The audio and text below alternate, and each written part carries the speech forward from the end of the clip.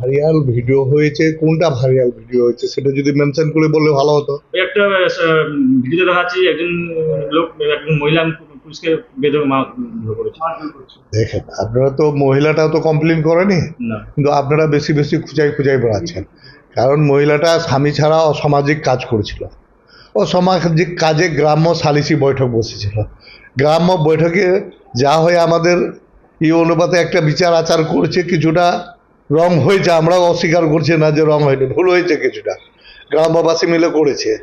তো ওটাকে নিয়ে আমরা দেখতেছি কি হয়। কিন্তু মেয়েটা তো কোনো কমপ্লেন করতে যায়নি, মেয়েটার স্বামী কোনো কমপ্লেন করতে যায়নি, কোনো জবরদস্তি কিছু হয়নি। সমাজকে খারাপ করছিল, তার জন্য গ্রাম্য সালিশ বসে একটা করেছে। তো এটা যেটা করেছে এটা একটু বেশি বেশি করে দিয়েছে, এটা নিয়ে আমরাও খুব দুঃখিত। এটা নিয়ে আমরাও যে দিক দিয়ে হয় আর আগামীতে যা থেকে না হয় এই ধরনের আমরাও চেষ্টা করি। জেসিপি বা তাজমুল কি আপনাদের দলের লোক? জিসিপি কেন, আমাদের তো চপড়া জানে না, 1 লক্ষ লিড দিয়েছি, সম্পূর্ণ চপড়াটাই আমাদের দলে। সে কোন পদে আছে দলের? কোনো পদে নেই। এই জিনিসটা যে হলো, এটা কি ঠিক হয়েছে? আরে এটা তো অন্যায়, আমরা সবাই বলছি রে ভাই। আর অন্যায় তো মেয়েটাও করেছে না, নিজের স্বামী নিজের ছেলে মেয়ে বাদ দিয়ে ও দুশ্চরিত্রবান হয়েছে। এখন তো একটা আমাদের মুসলিম কাস্টের সামাজিক আচার বিচার হয়ে থাকে, কিন্তু বিচারটা যেইভাবে হওয়ার কথা ছিল তা না হয়ে বিচারটা বেশি বেশি হয়ে গেছে। এটা নিয়ে আমরাও ওখানকার গ্রামবাসীকে বকাবকি করছি, বা আইনি যা ব্যবস্থা হয় সেটা করবে। আপনার দল থেকে দল ধরে কোনো ব্যবস্থা নেবেন? আমাদের দলের কোনো মেম্বার হলে, কোনো প্রধান হলে আমরা ব্যবস্থা সঙ্গে সঙ্গে নিতাম। তো কোনো আমাদের মেম্বারও না, প্রধানও না, পঞ্চায়েত সমিতির মেম্বারও না, এমনি ওরা গ্রামবাসী মিলে করেছিল। গ্রামবাসী ওখানটায় কি ব্যবস্থা নিচ্ছে আমরা দেখছি।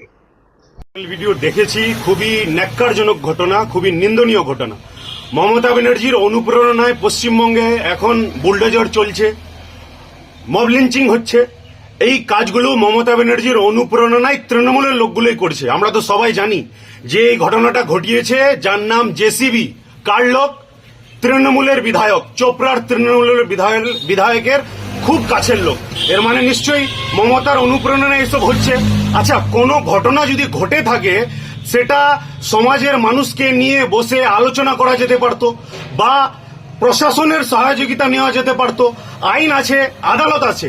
কোনো একটা লোক রাস্তার মাঝে সবাইকে ফেলে, ওই দুজনকে ফেলে এভাবে একটা মহিলাকে মারাটা কখনোই সমর্থনযোগ্য না।